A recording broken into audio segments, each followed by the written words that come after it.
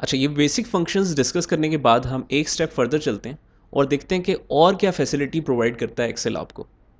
अब बिलफर्ज अगर मैंने मंथ्स के नाम जनरेट करने हो तो उसके लिए आपको ज़्यादा एफर्ट करने की ज़रूरत नहीं है। आप सिंपल लिखेंगे जनवरी और यहाँ पर आके इसके फिल हैंडल पे डबल क्लिक करेंगे तो ये सारे मंथ्स के ऑटोमेटिकली नाम जनरेट कर देगा।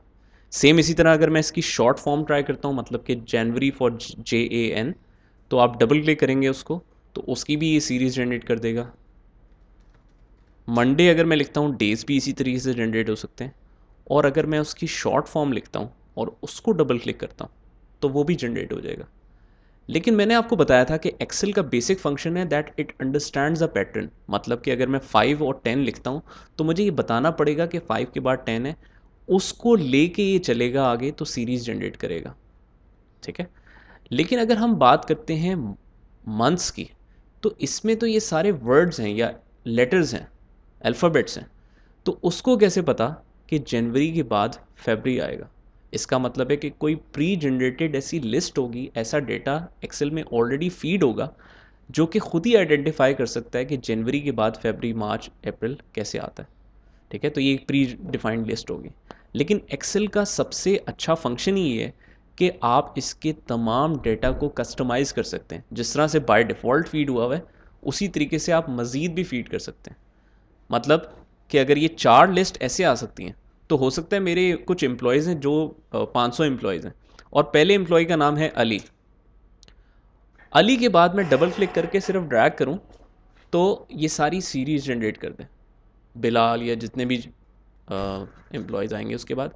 तो मैं लिख लेता हूँ। अच्छा, पहले मैं आपको दिखा देता हूँ। अगर मैं अली डबल क्लिक करके ड्रैग करता हूँ तो ये सीरीज़ नहीं जनरेट कर रहा, क्योंकि अभी तो वो डाटा इसके बैक एंड पे फीड ही नहीं है। तो हम क्या करते हैं, पहले डाटा कुछ लिख लेते हैं सैम्पल के तौर पे।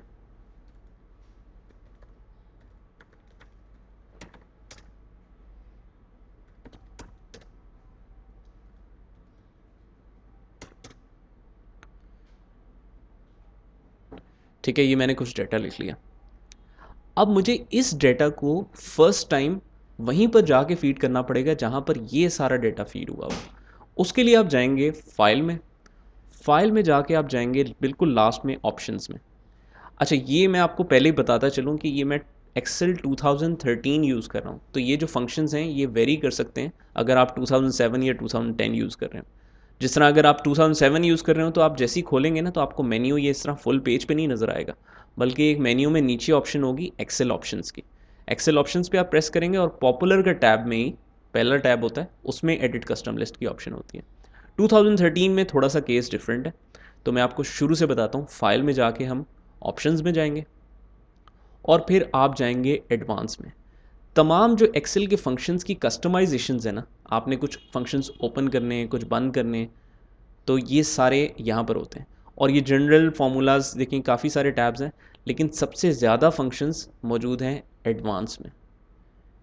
ये हमें कैसे पता? देखें, बाकी सारे टैब्स में कोई स्क्रॉल का ऑप्शन नहीं आता, लेकिन एडवांस में इतने फंक्शंस हैं कि स्क्रॉल करना पड़ता है आपको बाकायदा। और बहुत सारे फंक्शंस हैं तो वो डिवाइडेड हुए हैं सेक्शंस में।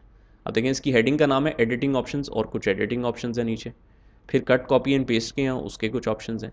इसी तरह से हमने हेडिंग देखनी है जनरल की, तो जब जनरल की हेडिंग आए तो हम वहाँ पर रुक जाएंगे। ये देखें, ये जनरल की हेडिंग आ गई, तकरीबन ये लास्ट में होती है। उसमें आप जाएं एडिट कस्टम लिस्ट में। एडिट कस्टम लिस्ट में हम देख सकते हैं कि कुछ डिफ़ॉल्ट जो हमारे पास मंथ्स के आ रहे थे, न मंथ्स या डेज़, वो सारे यहाँ पर फीड हुए हुए हैं। कैसे पता कि डिफ़ॉल्ट है? क्योंकि ना आप इसको डिलीट कर सकते हैं, ये ग्रे एरिया है, ना आप मज़ीद इसमें कुछ ऐड कर सकते हैं। हाँ, लेकिन मैं चाहूँ तो नई लिस्ट बना सकता हूँ। अब एक्सेल में दो ऑप्शंस हैं। चाहो तो नई लिस्ट आप खुद ही से लिख लो, लेकिन अगर नई लिस्ट लिखने में आपको टाइम लगता है ज़्यादा, तो बेहतर ये है कि हम जो ऑलरेडी एक्सेल पे डाटा फीड हुआ हुआ है उसी को इंपोर्ट कर लेते हैं इसमें। इंपोर्ट करने के लिए एक सेपरेट सेक्शन मौजूद है, इंपोर्ट लिस्ट फ्रॉम सेल्स। यहाँ पर आप जस्ट एक दफ़ा क्लिक करेंगे और आपको ये नोट करने की ज़रूरत नहीं है कि ये K3 से लेके K7 तक सिलेक्ट करना है, कुछ भी मैनुअल लिखने की ज़रूरत नहीं है। आपके पास अगर ये बैकग्राउंड पे नहीं खुला हुआ तो आपने ऐसे इसको साइड पे कर लेना है कि आपको वो लिस्ट नज़र आए। बस उसके बाद आपने बस सिलेक्शन करनी है ऐसे करके, और कॉर्नर से रख के कभी नहीं सिलेक्शन करनी है आपने, हमेशा मिड में वाइट एरिया के अंदर आपने सिलेक्शन करनी है। तो देखें उसने खुद ही डेटा पिक कर लिया कि सेल नंबर K3 से लेके, ये जो कॉलन साइन होता है इसका मतलब होता है इधर से लेके इधर तक सेल्स, K3 सेल से लेके K7 तक, ये हमने सारा इंपोर्ट कर लिया। इंपोर्ट पे क्लिक करूँगा तो इंपोर्ट हो जाएगा। लेकिन एक चीज़ अगर आप नोटिस करें तो सिर्फ K3 नहीं लिखा आ रहा, इसमें लिखा आ रहा है $K3। अभी आप फ़िलहाल डॉलर्स को इग्नोर करें, वैसे तो इसकी काफ़ी ज़्यादा इंपॉर्टेंस है, लेकिन फ़िलहाल हमारा ये अभी कंसर्न नहीं है, सेपरेट टॉपिक में है जिसमें एब्सोल्यूट और रिलेटिव रेफरेंसेस हम देखेंगे।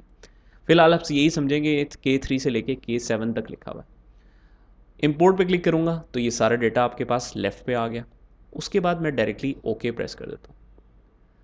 अब अगर आपके पास ये कुछ भी ना लिखा होता ना, और मैं सिंपल एक बेशक फ्रेश शीट में चला जाऊँ और मैं अली लिखूँ, डबल क्लिक करूँगा तो ये सारे नाम जनरेट करेगा।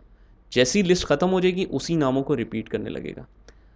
ये सिर्फ इसी शीट पे नहीं है, बल्कि कोई भी एक्सेल की नई शीट भी आप इंसर्ट करेंगे और एक दफ़ा लिख देंगे वो नाम, तो क्योंकि एक्सेल के अंदर ही अब ये फीड हो गया, तो ये ड्रैग करके आप जनरेट कर सकते हैं।